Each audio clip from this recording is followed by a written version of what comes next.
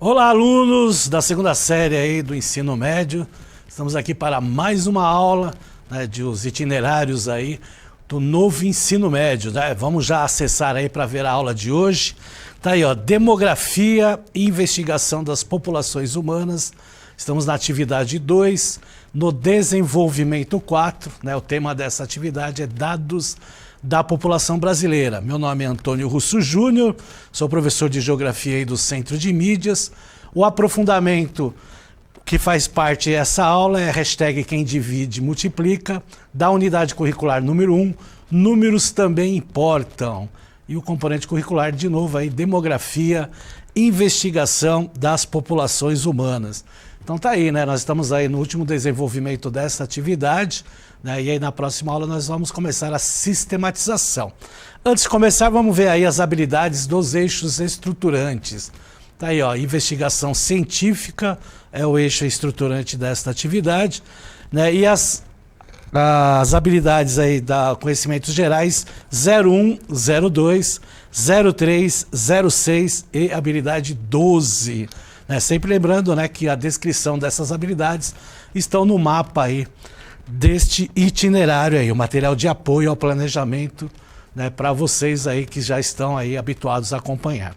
Vamos lá para a próxima tela para ver aí as habilidades do currículo paulista e do objetivo. Então, a habilidade aí das ciências humanas sociais aplicadas, 205, 402 e 404. E o objetivo é apresentar inúmeras classificações da população brasileira por meio de suas características étnicas, né, como a raça e língua materna, sociais, estado civil, estado marital e nível de escolaridade, e econômicas, renda e ocupação, dentre outros. Certo? E aí nós vamos já iniciando aí falando sobre a questão aí da segregação urbana ou ambiental, né, que faz muito, né, faz parte aí desse complexo aí das demografias, né? Principalmente quando falamos aí em cidades com potencial maior, né? Cidades aí que tem aí um contingente populacional, né, muito maior do que outras cidades. Então vai acontecer sempre essa questão aí da segregação urbana ou ambiental que vai aparecer aí na tela para vocês aí, ó. Tá aí, ó. A segregação urbana ou ambiental é uma das faces mais importantes da desigualdade social e sua parte promotora. A dificuldade de acesso aos serviços e infraestruturas urbanos, como transporte precário, saneamento deficiente, drenagem inexistente, dificuldade de abastecimento, difícil acesso aos serviços de saúde, educação e creches, maior exposição à ocorrência de enchentes e desmoronamentos, entre outros. Somam-se menos oportunidades de emprego, particularmente do formal, menos oportunidades de profissionalização, maior exposição à violência, à discriminação racial, à discriminação contra mulheres e crianças e difícil acesso ao lazer. Né? Fora que a lista aí, ela é interminável. Então são vários os problemas aí que a gente vê aí, principalmente nessas cidades consideradas aí cidades grandes, principalmente aí as capitais do Brasil, né? E aí tem essa questão aí da população, né? Então a população acaba tendo menos oportunidades, né? Os serviços são serviços aí que precisam de melhorias, né? Principalmente quando falamos aí de transporte público, da saúde, da educação, né? Segurança, né? São problemas aí que ocasionam aí nos grandes centros, principalmente também pela questão aí do excesso de população dessas regiões. E aí nós vamos ter aí o contraste social, principalmente aí nas cidades aí de maior porte. É o caso aí do exemplo aí da favela da Rocinha, né, a maior favela do Brasil, né, contrastando aí com os edifícios de São Conrado no Rio de Janeiro ao fundo, né? E aí você tem lá a praia, né, você tem aí os prédios aí de alto padrão, né, e aqui no fundo aqui você também tem aí as comunidades, né, e da Rocinha, né, sendo aí, né, a maior comunidade do Brasil, né? Então isso aí é um contraste social que acontece aí no Brasil todo, né, e também em outras partes do mundo, né? Principalmente quando falamos aí nos problemas aí socioeconômicos que abrangem aí os grandes centros tanto do Brasil como também de outros países, principalmente países que são considerados aí países menos desenvolvidos. Então sempre vai ter essa relação aí do contraste social aí do pobre, do rico, dessa relação de classes sociais aí e outras formas aí do contraste que a gente vê aí nos grandes centros. E aí nós temos aí uma urbanização desordenada também, né? Então vai se, né, aumentando a população aí nos grandes centros principalmente, e aí nós vamos ter essa relação aí, como essa imagem que aparece, né? As casas aí praticamente empilhadas, né, principalmente em áreas de morros, né, porque, né, quanto menos o acesso econômico, né, piores são as condições habitacionais, né? Então outro problema aí que afeta aí os grandes centros brasileiros é a questão aí da habitação, né? Que aí as pessoas vão procurando locais que possam, né, morar aí mesmo, né, precariamente, e aí acaba desenvolvendo essas imagens que a gente acabou observando. Então vejo que são vários fatores que a gente vai ver nessa aula aí, que gera aí a relação aí da demografia, né, nos grandes centros principalmente, né, que é os maiores problemas aí, são os problemas aí socioeconômicos que nós temos aí. Nós comentamos aí do transporte público também, né, que pela Constituição Federal, né, é um dever do Estado e um direito do cidadão, mas muitas vezes a precariedade do transporte público pode ocasionar essa imagem que aparece aí para vocês, né? Então, no caso aqui do Brasil, né, das cidades brasileiras, mais de 60 milhões de pessoas são transportadas diariamente pelo transporte público de passageiros. Fundamental para grande parte da população brasileira, o transporte público tem características que o distinguem de outros, devido à sua universalidade e continuidade de atendimento na formas de redes e linhas e itinerários de ônibus ou de sistemas metroferroviários. É um direito social no termos aí da Constituição Federal do Brasil, como eu citei aí para vocês anteriormente, né? Então, né, a situação precária, né, mesmo estando aí no século XXI, ainda é grande, principalmente nos grandes centros, quando falamos aí de transporte público, principalmente, né, o ônibus, né, que, né, trafega aí por boa parte aí das cidades brasileiras, né, e muitas vezes eles acabam lotados, né, até por falta aí de manutenção aí dos ônibus, né? Então esse problema aí é uma constante aí e vai passando décadas e décadas aqui no nosso país, e o transporte público ainda, mesmo sendo dever do Estado, ainda é um deficiente muito grave na nossa sociedade. E a população aumenta. A população aumenta, né, os meios de transporte também têm que ser, né, aumentados e também diversificados, né? Lembrando sempre que não só basta aí colocar ônibus, né, nas ruas, nas estradas, também tem aí a questão do metrô, né, e das linhas férreas aí, né, que tem que se fazer as interligações e aumentar aí pelos bairros aí dos grandes centros, tá certo? E logicamente tem um outro ponto negativo que a gente tem aí pelo excesso de população, né, pela construção aí de habitação, né, o asfaltamento aí das ruas, né, a falta de vegetação, são aí os pontos de alagamento, né?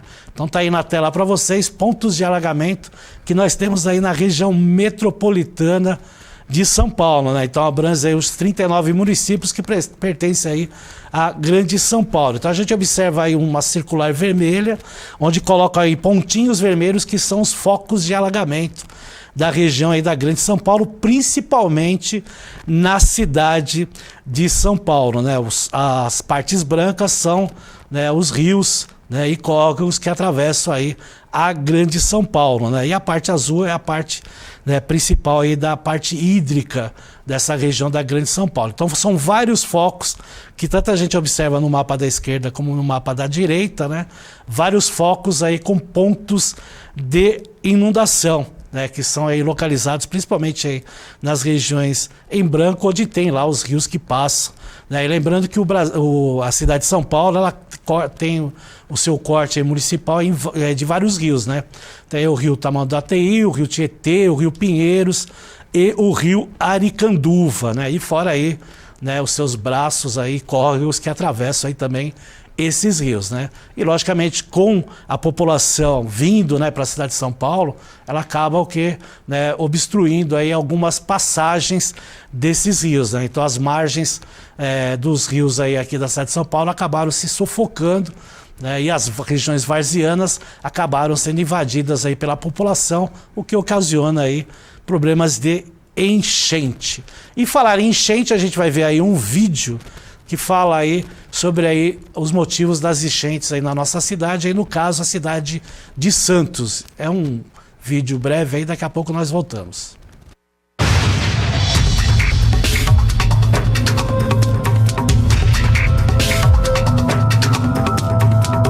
Por que acontecem tantas enchentes em Santos? Em primeiro lugar, chove muito na nossa região. Às vezes, as chuvas caem com tanta intensidade que as galerias pluviais não conseguem dar vazão imediata para tanta água. O lixo e entulho jogado pelas pessoas nas ruas, nos bueiros com lixo, também causa inundações. Levado pelas chuvas, o material entope bueiros e tubulações. Com isso, a água não escoa e provoca os alagamentos. Mas não é só isso. Santos é cercada pelo oceano e manguezais.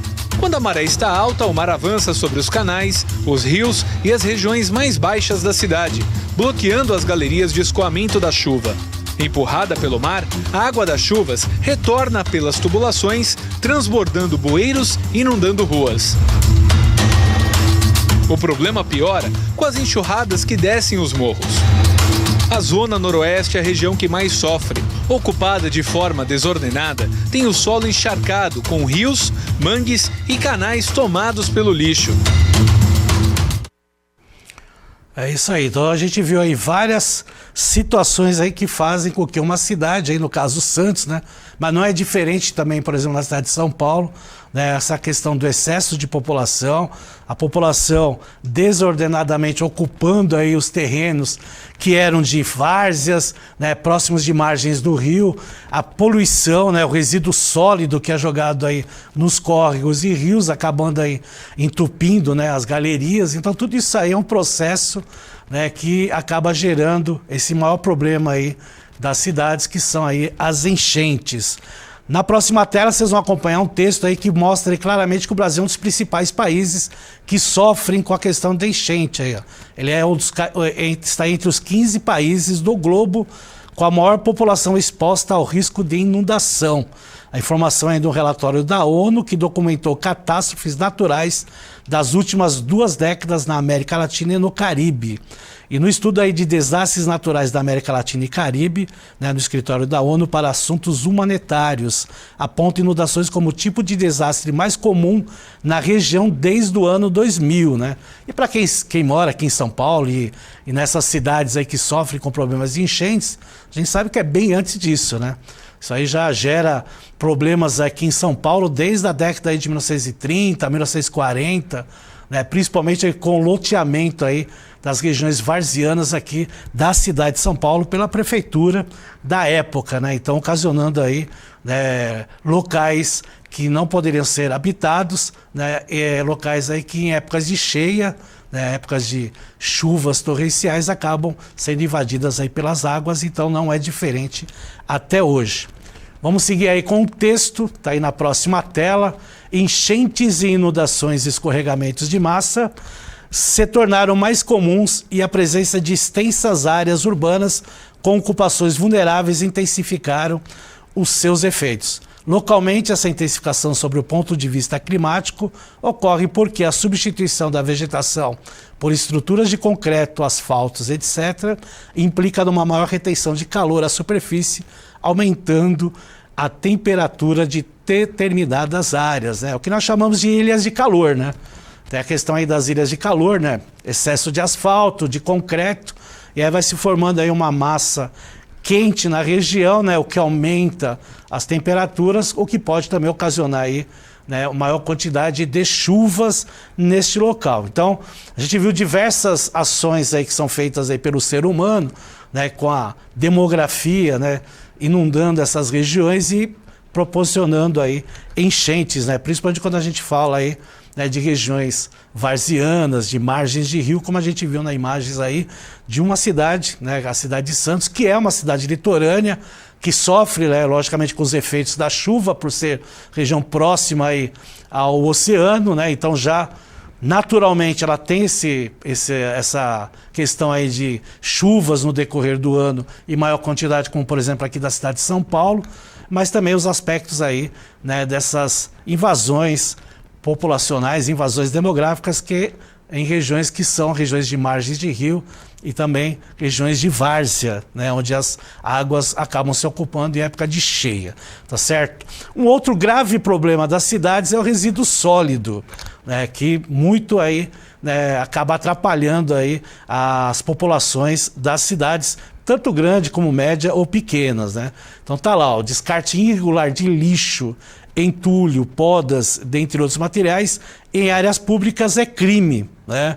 Mas, né, por falta aí de fiscalização, por falta de controle e até falta, né, dessa relação, né, da pessoa que tem um terreno, né, não faz não ergue o muro, né, para separar aí da calçada, né, e aí mesmo com o muro, né, dificulta, mas mesmo assim as pessoas acabam jogando aí o que nós chamamos aí de entulho aí, tanto de construção civil como de lixo aí residencial ou até industrial, né, porque é uma relação grave que acontece aí principalmente nos grandes centros, né, que também é proibido por lei, mas por falta aí de fiscalização acaba ocasionando aí o que a gente viu na imagem aí anterior, né? Muitas vezes a gente acha que é uma região, né, que se coloca lá os resíduos sólidos, né?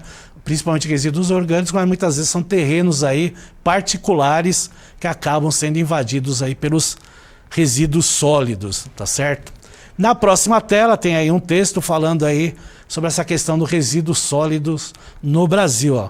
Quase metade dos municípios brasileiros pesquisados, 49,9%, ainda despejam resíduos em lixões, que são depósitos irregulares e ilegais. Além disso, 17,8 milhões de brasileiros não têm coleta de lixo em casa e apenas 3,85% dos resíduos são reciclados. Os dados fazem parte aí do Índice de Sustentabilidade da Limpeza Urbana, elaborado aí pelo Sindicato Nacional das Empresas de Limpeza Urbana, em parceria com a consultoria PwC Brasil. Olha que é um dado agravante, principalmente quando a gente fala de reciclagem, né?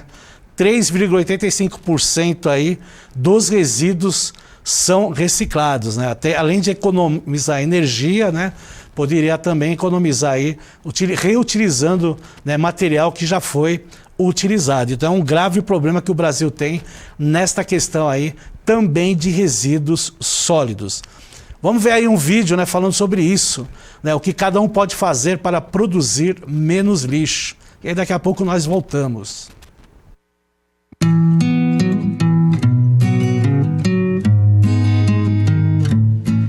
O Brasil é o terceiro maior produtor de resíduos sólidos no planeta. Cada brasileiro gera, em média, um pouco mais de 1 quilo de lixo por dia. E quase metade desse lixo ainda vai para lixões a céu aberto. Para tratar melhor do problema, foi sancionada em 2010 a Política Nacional de Resíduos Sólidos. É uma lei que procura fazer com que todos os envolvidos, governos, empresas e cidadãos, assumam suas responsabilidades e deem destinação correta ao lixo. Como a indústria pode fazer a sua parte? O primeiro passo é criar embalagens e produtos com materiais menos poluentes e um design que facilite o reuso e diminua os resíduos. Esses produtos da indústria vão parar na casa do consumidor. Ele pode reduzir a produção de lixo, dando preferência a embalagens menores e reaproveitáveis, trocando sacolas plásticas por recicláveis, separando corretamente o lixo e evitando sujar as ruas. O lixo produzido pelo consumidor é coletado pelo poder público, que deve zelar pela separação correta, para reaproveitamento pelos catadores e pela indústria.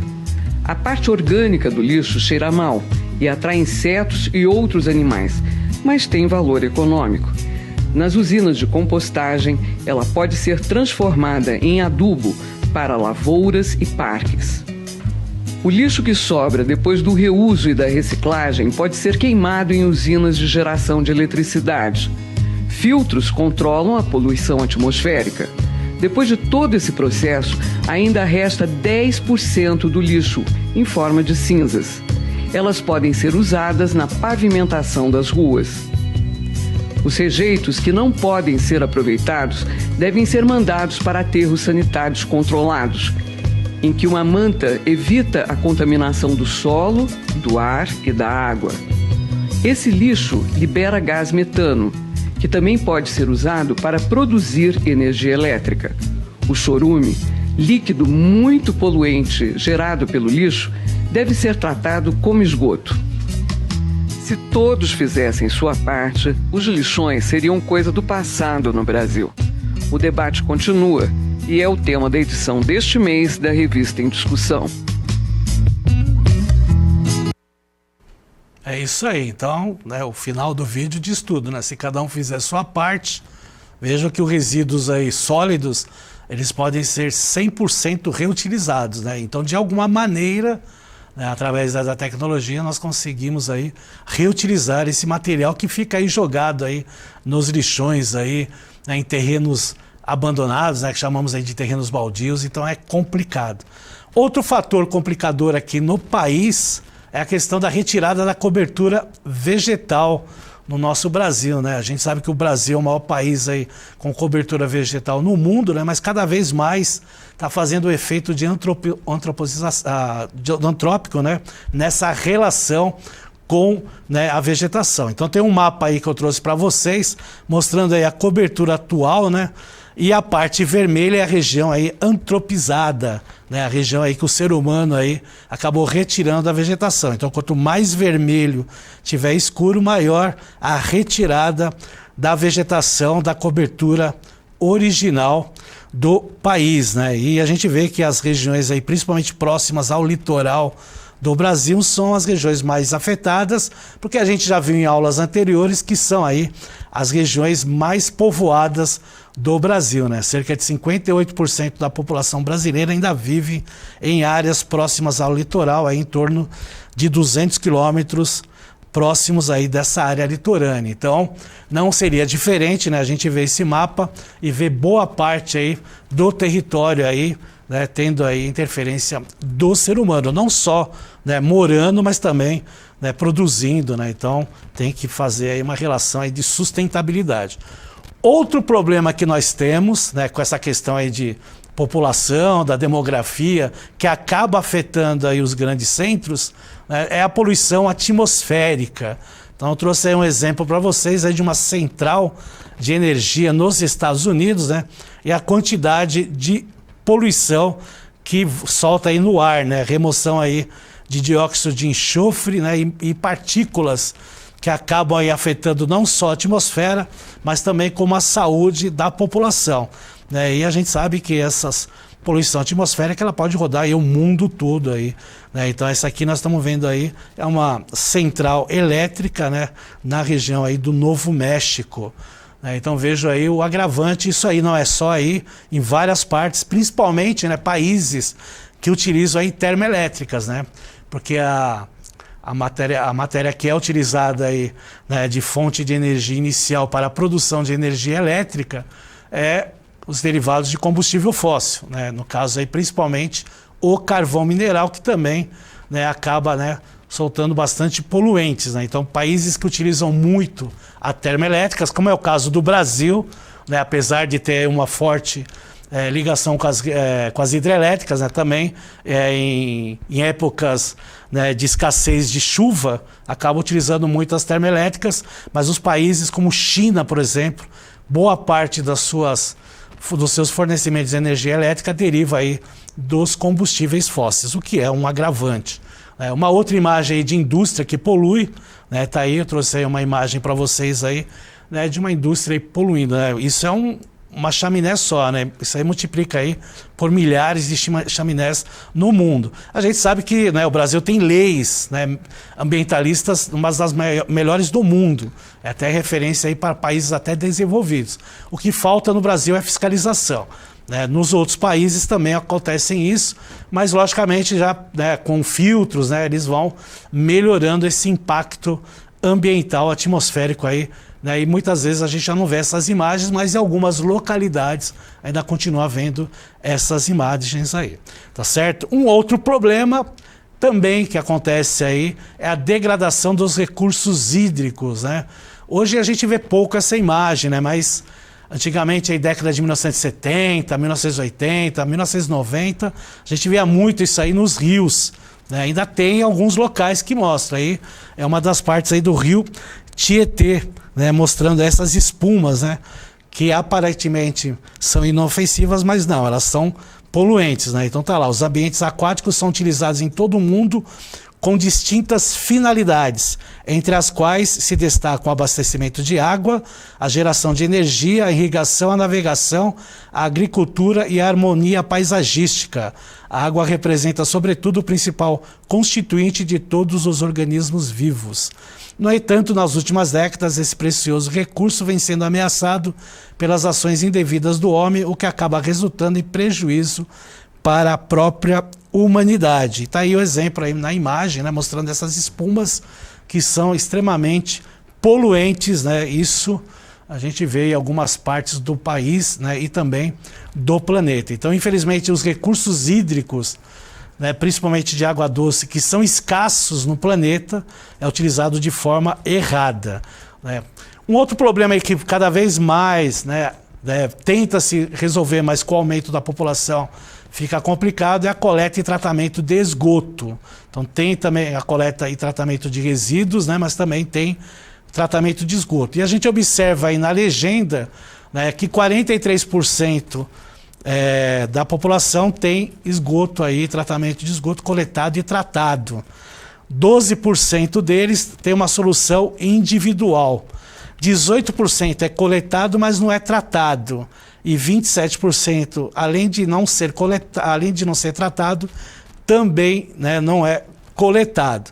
A gente sabe aí que a região norte e nordeste é que, né, para as partes aí vermelhas, né, que a gente observa aí 41% no nordeste e 63% no norte, não tem problemas aí de coletagem e tratamento de esgoto, são as duas maiores regiões aí que tem esses problemas aí de coleta e tratamento de esgoto. Ou seja, metade do Brasil, né, metade da população brasileira não tem nem coleta e nem tratamento de esgoto, uma coisa que já deveria ter sido resolvida, tá certo, galerinha?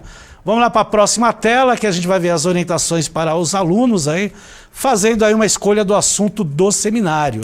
Tá lá, ó. Então, depois da investigação, indague os estudantes, né, o professor pode estar fazendo isso, sobre possíveis problemas identificados por eles, supondo que tenham listado os problemas de saúde ligados à falta de saneamento básico, e aí questione quais possibilidades de resolução de problema podem ser apresentadas, como isso interfere no espaço rural e urbano.